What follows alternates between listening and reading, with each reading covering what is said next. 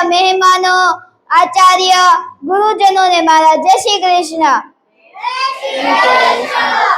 તમામ માતા પિતાને હાથ જોડીને વિનંતી છે કે તમે તમારા બાળકોને 5-10 રૂપિયા વાળી વેફર ક્યારેય ખવડાવશો નહીં, કારણ કે બટેકું જ્યારે તેલના સંપર્કમાં આવે છે ત્યારે તે શરીરની અંદર ખૂબ જ ખરાબ કોલેસ્ટ્રોલ પેદા કરે છે.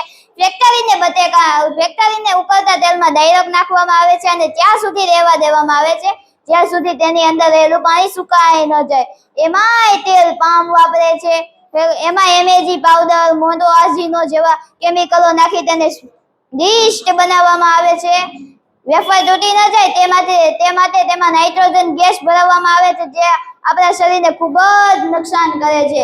આવા ધાતુકી પરીકાઓ આપણે ક્યારેય ખાવા ન જોઈએ. યાદ રાખજો, તમામ માતા પિતા 5-10 રૂપિયાના પરીકાની અંદર ધીમું ઝેર રહેલું છે.